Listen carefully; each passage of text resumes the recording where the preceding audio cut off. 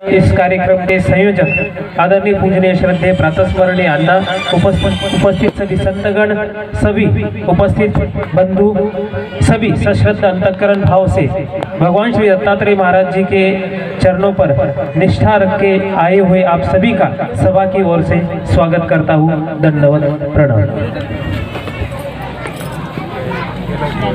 जिनके स्मरण मात्र से सिद्ध हुए सब काज, सो हम पर कृपा करे श्री दत्तात्रेय महाराज। सो हम पर कृपा करे श्री दत्तात्रेय महाराज। श्री दत्त मंदिर कलश स्थापना एवं मूर्ति स्थापना समारोह की पूर्व संध्या में मैं प्रभु श्री दत्तात्रेय महाराज जी के अधिष्ठान को विशेष अंतर्मन से याद करते हुए नमन करता हूँ। उसके साथ यहाँ उपस्थित ज्ञानीजन, आचार्यगण यहाँ पे उपस्थित हैं, जिनमें पारिमंडल कुलाचार्य आचार्य प्रवर श्री बड़े बाबा जी जलगांव तथा जालिका देव, उसके साथ उपाध्याय कुलभूषण आचार्य प्रवर बड़े बाबा जी सुदगिरणी, उपाध्याय कुलभूषण बड़े बाबा जी लोन खेड़ा, उपस्थित सभी आचार्यगण और अभी अभी जिनका आगमन हुआ है ऐसे कविश्वर अमनाय गुरुतुल्य आचार्य प्रवर मठ तथा श्री क्षेत्र जालिका देव निवासी बड़े बाबा जी, उनका यहाँ पे आगमन होता है। हम सब ने तालियों के साथ बाबा जी का बड़ा हर्षोल्लास से स्वागत करें। उसी साथ इस मंच पर उपस्थित जिनके धर्म प्रबोधन के विचार सुबह आपने श्रवण किए, ऐसे आदरणीय श्री बापू जी तरड़गांव निवासी, जिनके सुसूत्र संचालन में इस मंच का संचालन चल रहा है, वो हमारे विनोद शास्त्री जी, हमारे मित्र महंत श्री विश्वनाथ बाबा जी, गुमेराज बाबा जी, समाधान बाबा जी और सभी जालिका देव निवासी हमारे संतगण, नवतरुण युवक, जिनके सहयोग से हर्ष उल्लास से कल से इस समारोह में आप सभी उस प्रभु भक्ति का, प्रभु विचारों का, प्रभु ज्ञान का आनंद ले रहे हो। दोपहर 3 बजे से 6 बजे श्री दत्त प्रभु विशेष की शोभा यात्रा झांकी हमारे पाटीग्राम से निकली। उसी समय सभी हमें जुड़े हुए भक्त के मुखमंडल पर, चेहरे पर जो एक आनंद की छवि थी, गए 14 सालों से जो सपना हमारे पूर्वजों ने यहाँ पे देखा था, यहाँ पे एक मंदिर हो, उस मंदिर का कलश स्थापना, मूर्ति स्थापना समारोह की इस पूर्व संध्या में इस सपने को पूरा होते देखते हुए हमारे चेहरे पर उस आनंद घन को मिलने की, उस आनंद घन के आनंदमय रममान होने की जो एक छवि हमारे चेहरे पे थी, उस छवि का बड़ा ही आनंद आप लोगों ने लिया और नाचते गाते पाटीग्राम से प्रभु की शोभा यात्रा बड़ी धूमधाम से इस मंदिर के इस प्रांगण में आके पहुंची। गए 14 सालों पहले जिस निर्माण कार्य की नींव यहाँ पे रखी गई थी, जिसे कहा जाता है एवढीसे के रूप लाविले दारी, त्याचा वेलू गेला गगनावर। दत्त जयंती समारोह मनाते मनाते इस निर्माण से जुड़े हुए जो हमारे पंथ के भक्त थे, जय कृष्ण धर्म के जो भक्त थे, जिनमें आज उन्हें स्मरण करना, याद करना मेरे विचारों से अनिवार्य है। कैवल्यवासी हमारे जगन काका जी, कैवल्यवासी लाला जी, इन लोगों ने एक सपना देखा था, मेरे प्रभु का नाम इस नेमाड़ प्रांत में इसी तरह गूंजे कि हर एक के मुखमंडल पे दत्त प्रभु का नाम आए और वो हर एक संकटों से, दुखों से मुक्ति पाए और प्रभु की प्राप्ति उसे हो। इस कामना से या एक स्थापना होनी चाहिए, एक मंदिर होना चाहिए, क्योंकि मंदिर परिवर्तनशील है। कैसा परिवर्तनशील है? यहाँ आते हुए एक नारियल का प्रसाद बन जाता है, आते हुए पेड़े का वापस जाते हुए प्रसाद बन जाता है। आज इस भागादौड़ी के जीवन में आदमी को परिवर्तन की जरूरत है और वो परिवर्तन ही मंदिर ही दे सकता है। जो मंदिर निर्माण होगा तो ऐसे बड़े बड़े आचार्यगण आएंगे, संतगण आएंगे और इनके सत्संग में हमें उस ज्ञान की बातें सुनने को मिल सकती है, जिससे हमारा जीवन प्रफुल्लित होकर प्रभु भक्ति में विलीन हो सकता है। हमें प्रभु को प्राप्त करना है। हम तो आज इस सपने को साकार होते हुए देखते हुए आंखों से मूंद कर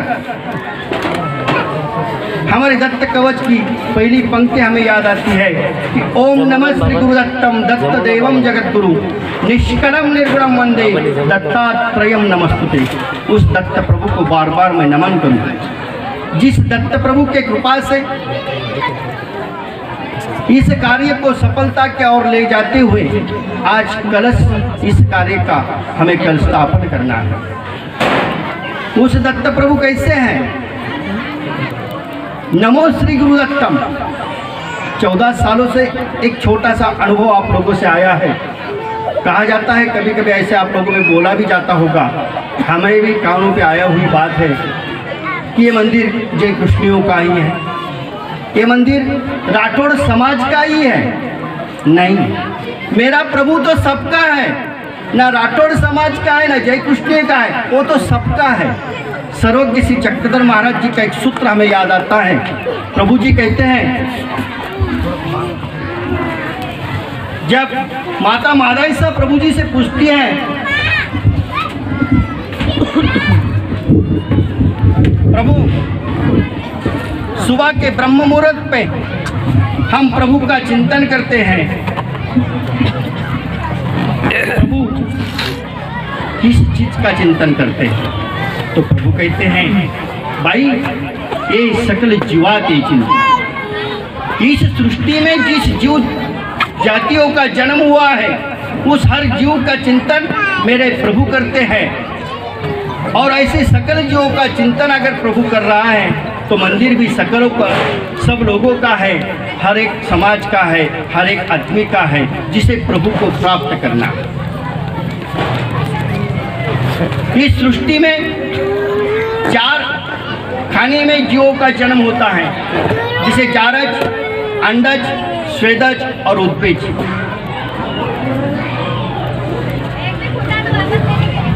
जार से जन्मे हुए जैसे गाय भैंस के बछड़े हैं जो जार से जन्म लेते हैं, अंडज से जन्मे हुए मुर्गी है, पक्षी है जो अंड से जन्म लेते हैं।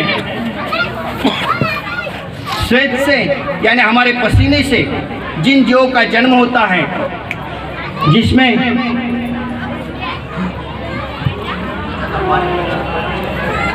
खटमल जिसे कहा जाता है, मराठी में उसे ढेकुल कहते हैं, खटमल जो पसीने से जन्म दे। अंडज, स्वेदज और उद्भिज, बीज बोया जाता है, उस बीज से जो पेड़ पौधे उगते हैं वो उद्भिज है। ऐसे 4 खानियों में इस जीव का जन्म होता है। हर एक खानी में 21 लाख जीवों का जन्म होता है।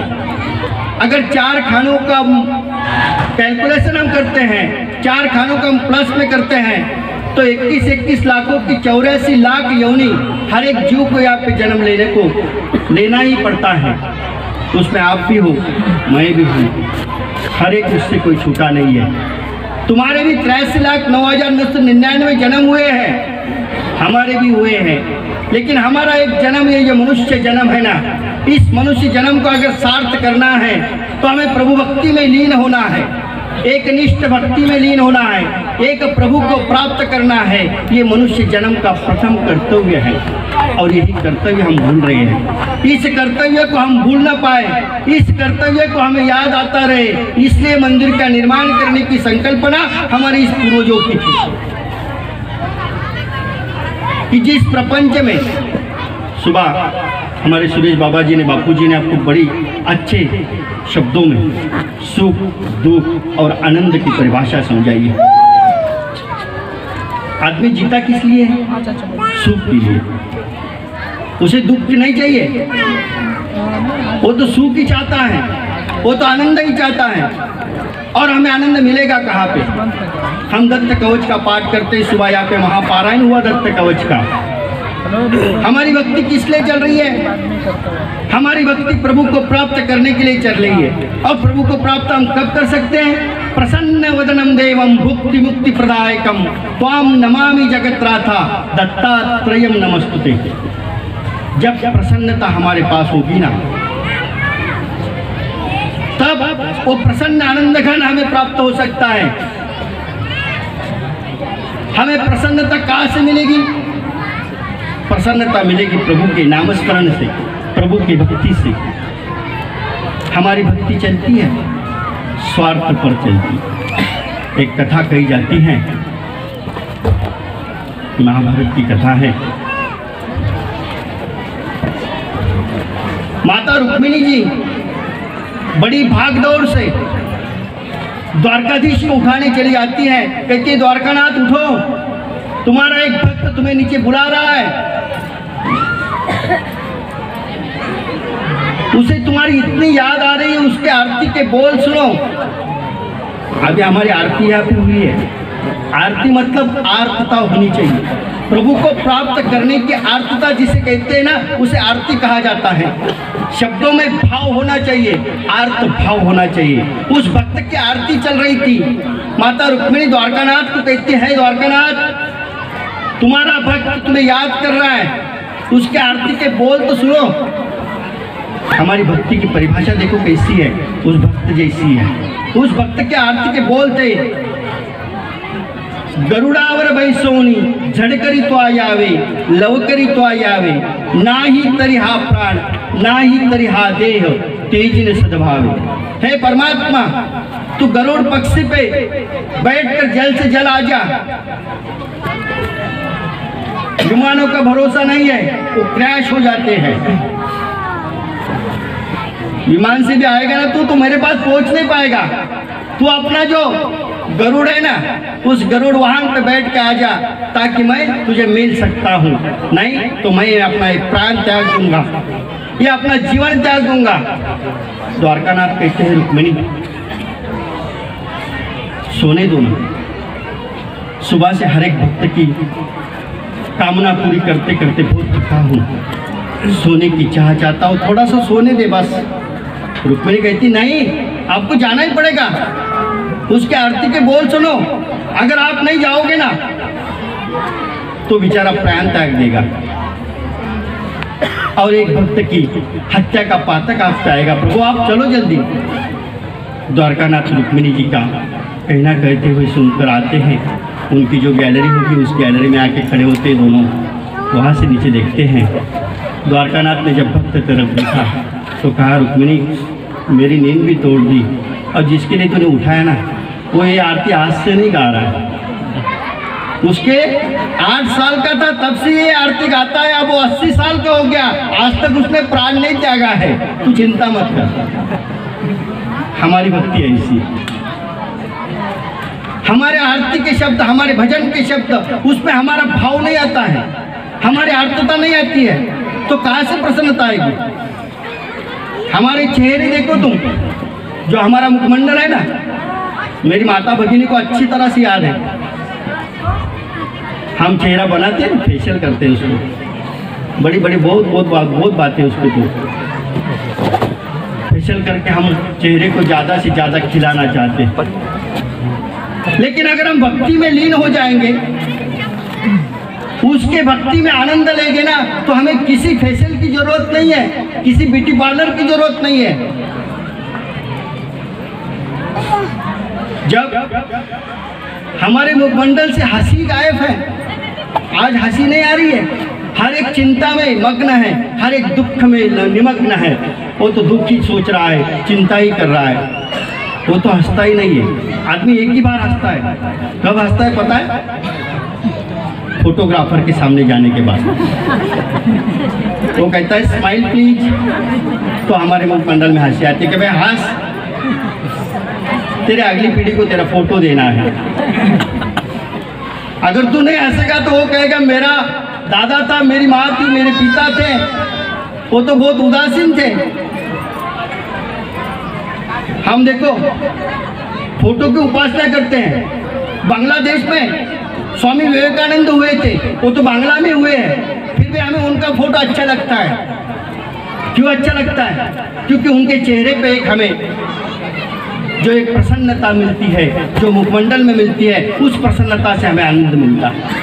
हम प्रभु दत्तात्रेय महाराज की फोटो, प्रभु श्री दत्तात्रेय महाराज की तस्वीर मनोमन ठान लेते हैं। क्यों ठान लेते हैं? क्योंकि उनके मुखमंडल से हमें आनंद मिलता है। परमात्मा द्वारकानाथ की, कृष्णनाथ की तस्वीर हम मन में छान लेते हैं। क्यों छान लेते हैं? क्योंकि उनके मुखमंडल से हमें एक प्रसन्नता मिलती है। फोटो से भी हमें मिलती है ना प्रसन्नता, और हमें वो चेहरा बनाना है, वो प्रसन्नता हमारे चेहरे में लानी है जो हमें भक्ति से मिलने वाली है। हमारी भक्ति निस्वार्थ जब होगी, मुझे बस प्रभु को ही मिलना है, मुझे प्रभु ही प्राप्त करना है, ये जब हम ठान लेंगे ना तो हमें किसी फेशियल की ज़रूरत नहीं, किसी ब्यूटी पार्लर की ज़रूरत नहीं है। हमें तो वो नज़र बनानी है जो नज़र परमात्मा ने हमें दी है। हमने तो यहाँ के सब खराब कर दिया है। उसने देखो हमें बहुत बड़ा महंगा शरीर दिया है। इस शरीर की अगर हम मूल्य करते, कीमत करते ना तो 1200 करोड़ में जाती हैं, तो भी शरीर हमें नहीं मिल सकता है। ये तो उसने हमें फ्री में दे दिया। जिनके आंखों की रोशनी चली जाती है उन्हें पूछो आंखों का क्या फायदा है। जिनकी सुनने की शक्ति चली जाती है उन्हें पूछो कान का क्या फायदा है। जिनके घुटने थक जाते हैं ना उन्हें पूछो घुटनों का क्या फायदा है। ये तो सब फ्री में मिला है हमें। ये मुख मिला है, ये भी फ्री में मिला है। ये तो बातों बातों में इतना मग्न रहता है ना, हर एक बात में उलझ जाता है। किसकी बुराई करते हैं हम थकते नहीं है, लेकिन प्रभु का नाम हमारे मुख में आता ही नहीं। मराठी की एक कवि है हमारी बहनाबाई, वो कहती हैं कपासी विना खुले त्याले बोंड म्हणू नये, प्रभु नामा विना खुले त्याले तोंड म्हणू नये। कपास पता है ना आप लोगों को? जिस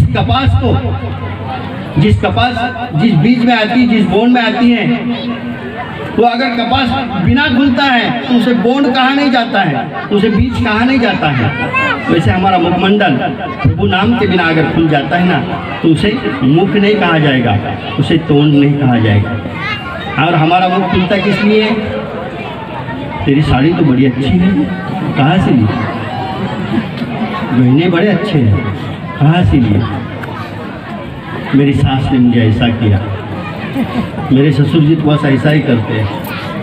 मतलब बुराइयों के लिए खुलता है, प्रभु नाम के लिए हमारा मुख नहीं खुलता है। हमारा मुख तो खुलना चाहिए प्रभु नाम के लिए, प्रभु भक्ति के लिए, तब हमें प्रसन्नता की ओर जाने का एक मार्ग मिलता है, तब हमें प्रसन्नता मिलेगी। और दत्त कवच में ऋषि ने ये दत्त कवच जो बनाया ना, दत्त कवच में हर एक पंक्ति में उन्होंने हर एक शब्द को, अपने अनुभव सिद्ध शब्द को वहाँ पे अपने लिए प्रतिष्ठित करते हुए इस दत्त कवच का निर्माण किया। ध्रुव ऋषि सामान्य आदमी नहीं थे, जिनके लिए ज्योतिष, वेद, उपनिषद, अनेक ग्रंथों का जिन्होंने निर्माण किया है, ऐसे भृगु ऋषि के मुख से मेरे प्रभु श्री दत्तात्रेय महाराज के मुखमंडल के वर्णन किया जाता है कि कैसा है मेरे प्रभु का मुख। प्रसन्न वदनम देवम, प्रसन्नता से भरा हुआ। कैसे मेरे प्रभु श्री दत्तात्रेय महाराज के शब्द राजा अरण्यक के चरित्र में हमने देखे हैं। शंबली शंबली, शांत हो जा, शांत हो जा।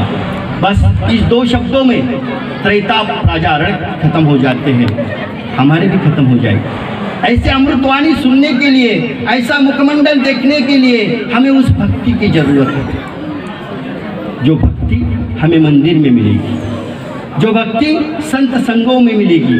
ये तो सत्संग कैसा है, गंगा पापम शशि तापम दैन्यंच कल्पतरुस्तथा पापम तापम च दैन्यंच घंटी संतो महाशया।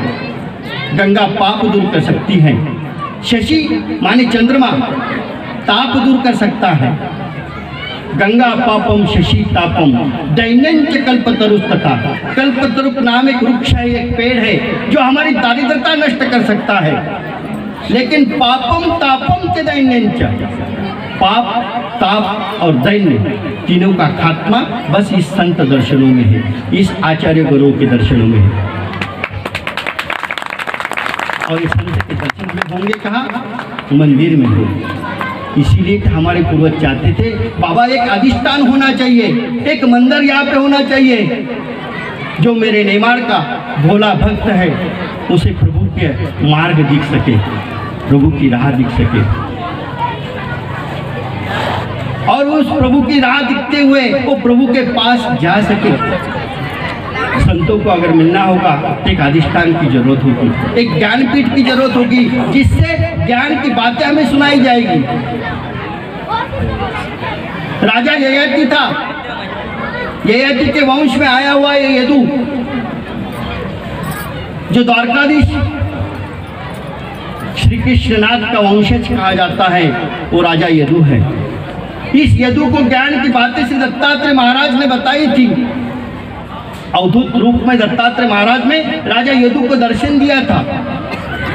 दत्तात्रेय महाराज की तो विलक्षणता है, वो हर एक भक्तों को अनेक वेशों में दर्शन देते हैं। किसी मातंग के वेश में दे दिया, किसी ब्राह्मण के वेश में दे दिया, किसी पारधी के वेश में दर्शन दे दिया। श्री चक्रपाणी महाराज चरित्र हमें पढ़ते हैं तो श्री चक्रपाणी महाराज को व्याघ्र वेश में ज्ञान शक्ति दे दी। ज्ञान शक्ति का स्वीकार श्री चक्रपाणी महाराज ने व्याघ्र वेश में लिया था। विलक्षणता चार युगों में जिस दत्त प्रभु का, आज भी दत्त प्रभु का वास्तव्य इस युग में है, ऐसे चार युगों में जिनका वास्तव्य है, चार युगों में जो आज भी विराजमान है, ऐसे दत्त प्रभु की भक्ति हमें करनी है। और वो भक्ति एक निष्ठा से हो सकती है। दत्त प्रभु के जीवन चरित्र पढ़ते देखो, डिसिप्लिन, नियमों की क्या जरूरत है। सुबह 5 का काशी का स्नान है, 12 का आत्मतीर्थ पांचालेश्वर का भोजन है, और शाम में माहौर की निद्रा है। उसके बीच में बद्रिकाश्रम का ज्ञान श्रवण है। हर एक चीज समय पे होती है, और हमारी भक्ति समय पर होती है। 14 सालों से यहाँ से भी कहा गया, बड़े संतों ने भी आपको कहा होगा कि सुबह उठना चाहिए, ब्रह्म मुहूर्त में प्रभु का नामस्मरण करना चाहिए। हम उठते हैं? नहीं उठ पाते।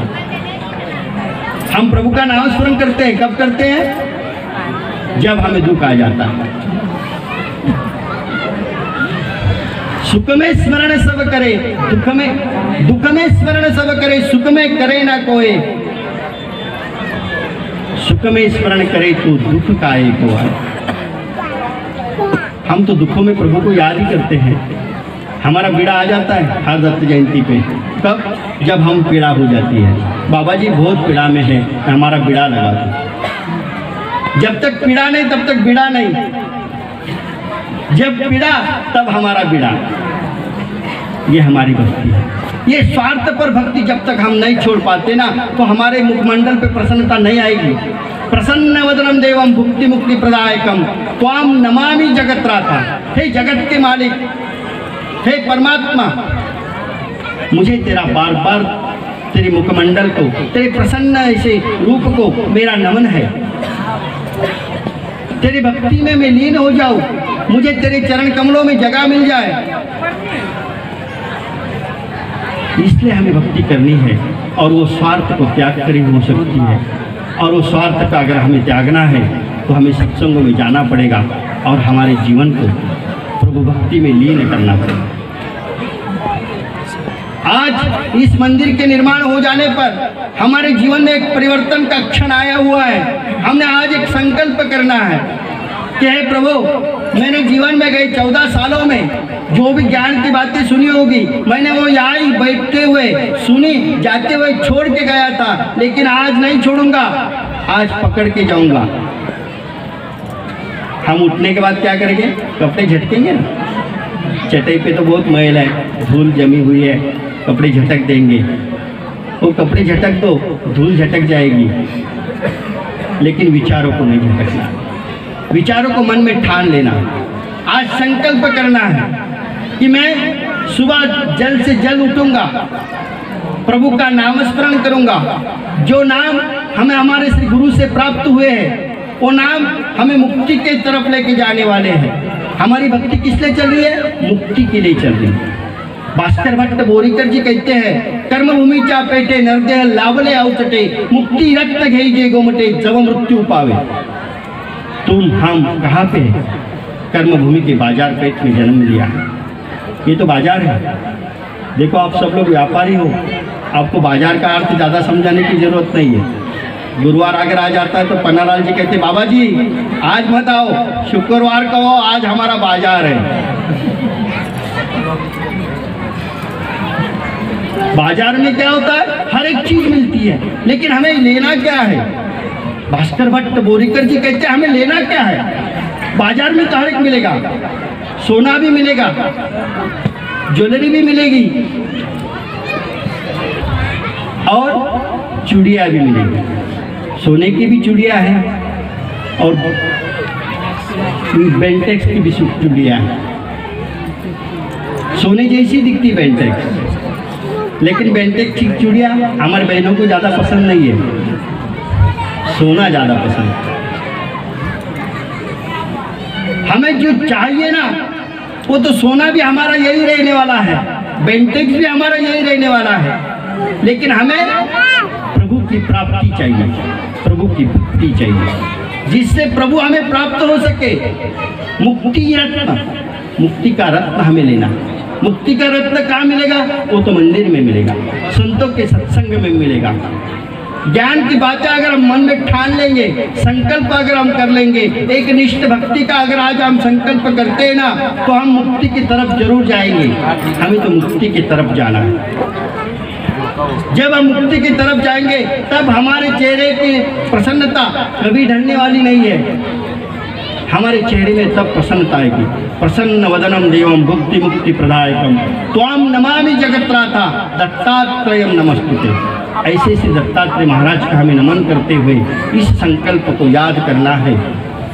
आज कलश स्थापना, मूर्ति स्थापना के पूर्व संध्या में अगर हमने ये संकल्प कर लिया कि हे प्रभु, हर साल तेरे कलश स्थापना का वर्धापन जब होगा तो अगले साल तक मैं तेरा सच्चा भक्त बन के दिखाऊंगा, ये संकल्प करके आज यहाँ से उठना है। यही आप लोगों से आज मैं एक मांग करूंगा कि आपने इसी संकल्प से आज इस धर्म प्रबोधन को सुनना है और मन में ठान लेना है। बोलने की बहुत सी बातें हैं। झांकी में हम नाचते गाते आए, पेट में मैंने सोचा कि झांकी में नाचते गाते आ गए, भूख लगी होगी, लेकिन उधर से आगे नहीं बाबा जी चलने दो,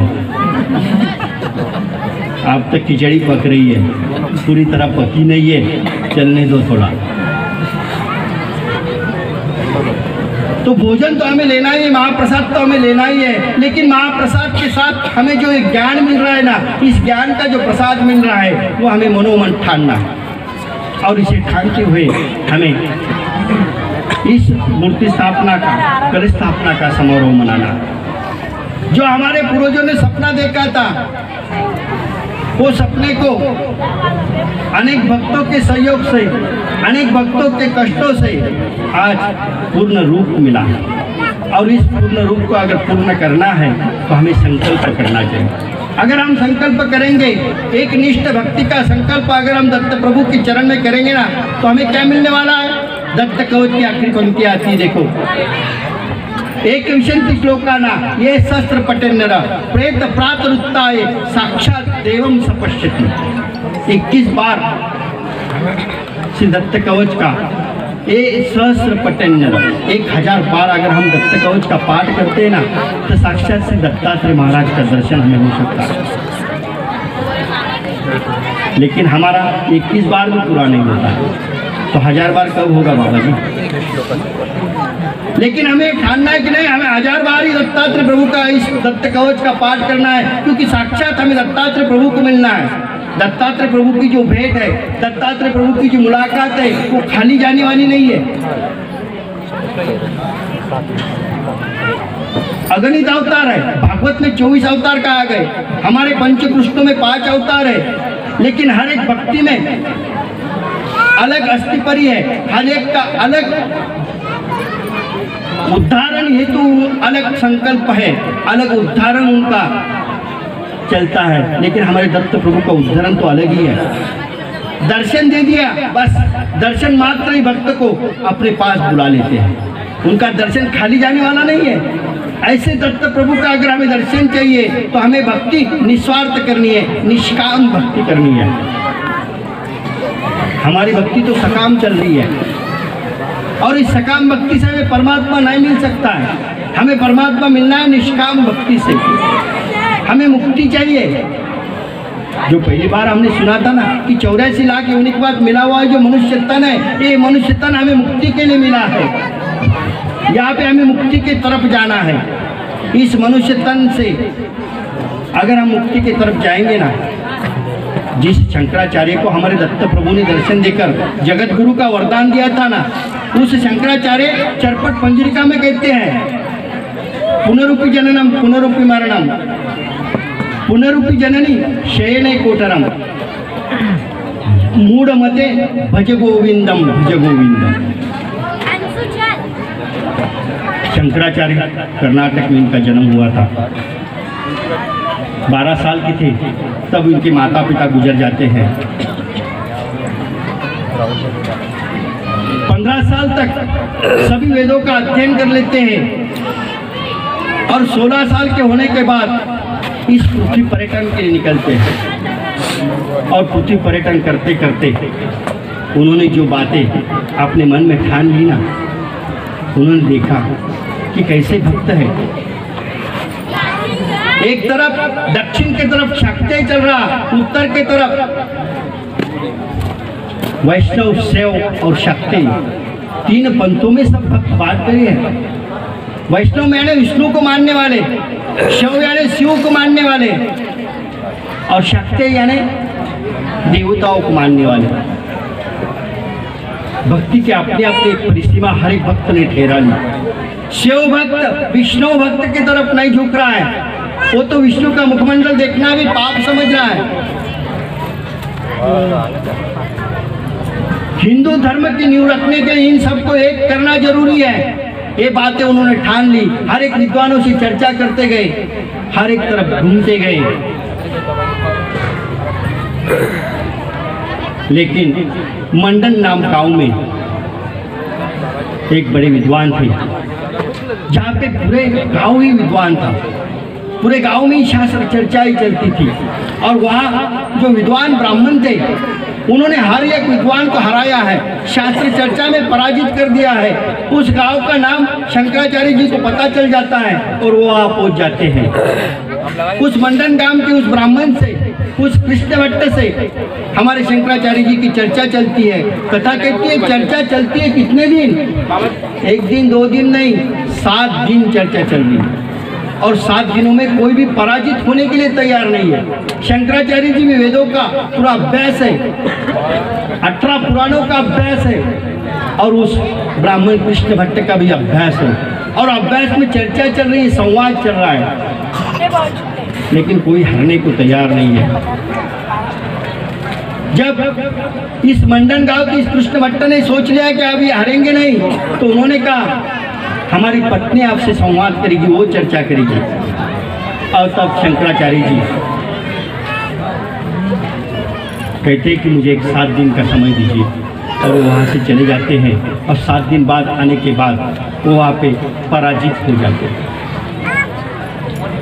क्योंकि वो जिस चीज पे कृष्ण भट्ट के पत्नी ने शंकराचार्य जी को पराजित किया था वो चीज थी, क्योंकि नैष्ठिक ब्रह्मचार्य हमारे शंकराचार्य जी बचपन से कर रहे थे, और उसने तो वो प्रपंच की, वो काम की चीज़ें उनसे पूछ ली, काम शास्त्र की बातें उनसे पूछ ली। शंकराचार्य जी वहाँ में पराजित हो जाते हैं और इस अपकीर्ति को लेकर वो माहूरगढ़ की तरफ जाते हैं, और वहाँ जाने के बाद हमारे दत्त प्रभु की शरण में आते हैं, दत्त प्रभु की भक्ति करते हैं, तप साधना करते हैं, और वहाँ पे दत्त प्रभु को प्रसन्न कर लेते हैं। माहूर आप लोगों में से बहुत लोगों ने किया होगा। अरड़क भेंट जहाँ पे है उसके ऊपर एक शंकराचार्य जी की भेंट है। उस शंकराचार्य जी को वहाँ पे प्रभु ने वरदान दिया था, आपको जगत गुरु कहा जाएगा, आप जो बोलोगे उसमें आपकी जीत ही होगी। इस वरदान से शंकराचार्य जी जब वहाँ आ जाते हैं तो उनकी जीत हो जाती है, और पूरे भारत में आज भी 4 पीठों पे 4 शंकराचार्य हमारे हिंदू धर्म के हैं। ऐसे शंकराचार्य जी को जब इस ज्ञान बातों से दत्त प्रभु का दर्शन होता है तो शंकराचार्य जी कहते हैं कि पुनरुपि जननम पुनरुपि मरणम पुनरुपि जननी शयने कोठरम, भज गोविंदम मूढ़ मते भज गोविंदम। अगर तुझे तरना है ना तो तू गोविंद का नाम ले, तू परमात्मा का नाम ले, तू इस जन्म मरण के डार से छुट्टी पा ले, क्योंकि कैसा है जन्म मरण। देखो हम तो पुनर्जन्म की आशा करते हैं, दोबारा मनुष्य जन्म की आशा करते हैं, लेकिन एक कल्पना करके देखो, हमारे हाथ पैर ऐसे बांध दिए जाते हैं और काली कोठरी में अगर हमें ऐसे उल्टा टांग दिया जाएगा और हमारे चारों तरफ उस गंदगी को भरा जाएगा तो हम जी पाएंगे? जन्म के समय तो यही आत्मा है। उस जीवात्मा को 9 मास ऐसा उल्टा टांगा जा रहा है। उस माता को भी आता है, उसका भी पुनर्जन्म होता है, लेकिन प्रभु की कृपा है हम वो सब दुख भूल जाते हैं। इसलिए हम पुनर्जन्म की आशा करते हैं, पुनः जन्म की आशा करते हैं, लेकिन वहाँ तो कितना दुख है, कितना दर्द है।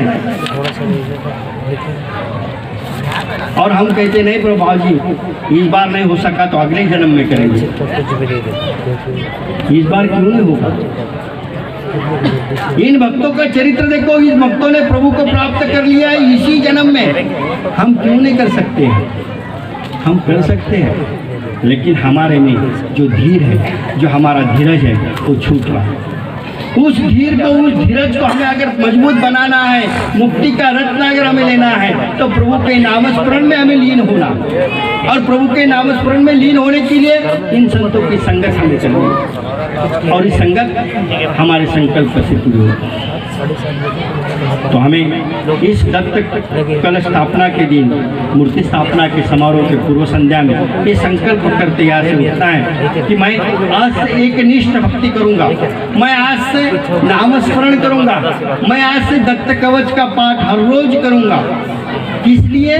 प्रभु के प्राप्ति के लिए। हमारा दत्त कवच का पाठ चलता है, किस लिए चलता है? भूत बाधा भजन बाध ग्रह पीड़ा विनाश दारिद्र्य वेशनम हारम दत्तात्रेयम नमस्ते। है प्रभु मेरी भूत बाधा जाने दे, मेरी ग्रह पीड़ा जाने दे, मेरा दारिद्र्य खत्म होने दे। इसलिए हमें दत्त कवच नहीं चाहिए, हमें दत्त कवच चाहिए दत्त प्रभु की मूर्ति हमें मिल जाए, दत्त प्रभु की प्राप्ति हमें मिल जाए, दत्त प्रभु के चरण हमें मिल जाए और हमारा जन्म सफल हो जाए। इसलिए हमें भक्ति करनी है, मुक्ति पथ की तरफ जाने के लिए हमें भक्ति करनी है, इस कामनाओं के लिए भक्ति नहीं करनी है। हमारी भक्ति तो सब कामनाओं में चल रही है। उपासना में, उपासना जिसे कहा जाता है ना, तो उपासना वासना से परे जो होगी वो उपासना होती है। और हमारी क्या है? हमारी तो सब वासना ही है। मकान बन गया, बाबा उस पर दो मंजिले कब बनेगा, 2 मंजिली बन गया, बाबा गाड़ी कब आएगी। हर एक वासना हमारी आगे आगे आ जाती है। इस वासना से परे जब हम जाएंगे तब हमारी उपासना होगी। और वासना से परे जाने के लिए तो हमें संकल्प करना है, दृढ़ निश्चय करना है, उसके तरफ जाने का हमारा निश्चय दृढ़ होना चाहिए। कोई भक्त भगवान को प्रिय है। भगवत गीता के 12वें अध्याय में भगवान गोपाल कृष्ण जी कहते हैं, कैसा भक्त है, मुझे भक्त कैसा प्रिय है, यथात्मा दृढ़ निश्चय, मेरे तरफ आने का उसका निश्चय जो है ना वो दृढ़ होना चाहिए। हमारा निश्चय तो कहीं पे भी दृढ़ नहीं है। पार्टी समारोह में जाना है, शाम तक नहीं पहुंचे तो कल भी पहुंचे तो चलेगा, पूरा प्रोग्राम तो कल का ही आज का थोड़ी है। निश्चय दृढ़ नहीं हमारा। हमें तो प्रभु की प्राप्ति करनी है, हमारा निश्चय दृढ़ होना चाहिए। संतुष्ट सततम योगी यथात्मा दृढ़ निश्चय मय्यर्पित मनोबुद्धि यो में भक्त समेत। हमें संतुष्ट होना चाहिए। हम कहाँ संतुष्ट है? देखो, जन्म से आज तक हमें बस कामनाओं ने घेरा हुआ है, वासनाओं ने घेरा हुआ है। खेती मिल जाती है तो कुआं होना चाहिए, कुआं हो गया तो उसमें पानी होना चाहिए, पानी आ गया तो बाबा जी अच्छी गेहूँ बोए थे, अच्छी गेहूँ की सफल हो जाए, फसल हो जाए, गेहूँ ज़्यादा से ज़्यादा हो जाए तो मेरा आर्थिक उत्पन्न बढ़ जाएगा। क्योंकि क्या है, आप लोग हैं या आप हो ऐसा नहीं, हर एक आदमी यहाँ पे दो ही पुरुषार्थों के पीछे दौड़ रहा है। दो ही पुरुषार्थ। हमें तो 4 पुरुषार्थ पूर्ण करने हैं, धर्म, अर्थ, काम और मोक्ष। लेकिन हम अर्थ और काम इन दोनों पुरुषों के बीच में ही, दोनों पुरुषार्थों के बीच में ही हमारा पूरा जीवन खत्म करते हैं। हमें जो मुक्ति चाहिए ना, जो मोक्ष नाम का पुरुषार्थ है जो आखिरी में आने वाला है, वो हमें जब अर्थ की कामना हमारी कम हो जाएगी, काम की कामना हमारी कम हो जाएगी, विषयों की कामना जब हमारी कम हो जाएगी, तब हमें मोक्ष नाम का पुरुषार्थ मिलने वाला। तब तक हमें मोक्ष नहीं मिलने वाला। और यहाँ तो दत्त प्रभु का दर्शन मिलवाना है जो इस युग में आज विराजमान है। नहीं, इस धर्म चर्चा में भी आ जाए, जहाँ पे धर्म की चर्चा होती है, ज्ञान की बातें होती है, वहाँ पे प्रभु का वास होता है। आज भी दत्त प्रभु जी यहाँ पे विराजमान है। ऐसे श्री दत्त प्रभु को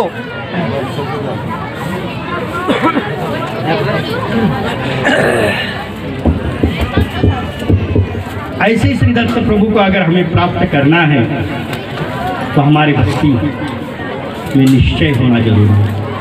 दृढ़ निश्चय अगर हम करेंगे, संकल्प हम करेंगे तो ही प्रभु को प्राप्त कर पाएंगे। माइक का भी कहना है, बाबा जी रुक जाओ, पेट में चूहे बहुत दौड़ रहे हैं,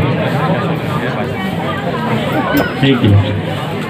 तो इसलिए अभी यहाँ पे रुकना ही मेरे ख्याल से अनिवार्य है, उचित है, क्योंकि भूखे पेट भजन न होए गोपाल। ज्ञान की बातें तो बड़ी अच्छी लग रही, लेकिन भूख हमें वो सुनने नहीं दे। आपका मुखमंडल बता रहा है कि बाबा जी बस कच्ची पक्की में चलेंगे लेकिन खाने दो। इसलिए इस धर्म प्रबोधन से मैं आपसे एक ही मांग करूंगा कि आपने दृढ़ संकल्प करना है, दृढ़ निश्चय करना है। जिस दृढ़ निश्चय से आपको प्रभु की प्राप्ति हो जाए, उस मुक्ति का रथ यहाँ पे आप लोगों को मिल जाए, यही शुभकामना व्यक्त करते हुए इस कलश स्थापना तथा मूर्ति स्थापना समारोह की सबको शुभकामना देते हुए आप सबको, सब लोगों के सहयोग के कारण, चाहे फिर हमारा सिलावत हो, पाटी हो, बड़वानी हो, फलसूद हो, तलुन हो, हर एक भाग हमारा पूरा नेमार ही है, अलीराजपुर से पाटी तक और इधर बोकराटा से पाटी तक, गंदावल हो, सब लोगों ने जो ही सहयोग किया है, इस सहयोग इस सपनों को आज हम पूरा करने जा रहे हैं। और अगर हमारा सपना हमें पूरा करना है तो हमें हमारे जीवन का भी सपना पूरा करना है। इस जीवन को भी मुक्ति की तरफ लेके जाना है। इसलिए मुक्ति का संकल्प करते हुए आपने इस पूर्व संध्या के धर्म प्रबोधन में मुझे जो बर्दाश्त किया, इसलिए आप लोगों को धन्यवाद देते हुए मैं यहाँ पे रुकता हूँ। त्वमेव माता च पिता त्वमेव, त्वमेव बन्धुश्च सखा त्वमेव, त्वमेव विद्या द्रविणं त्वमेव, त्वमेव सर्वं मम देव त्वमेव।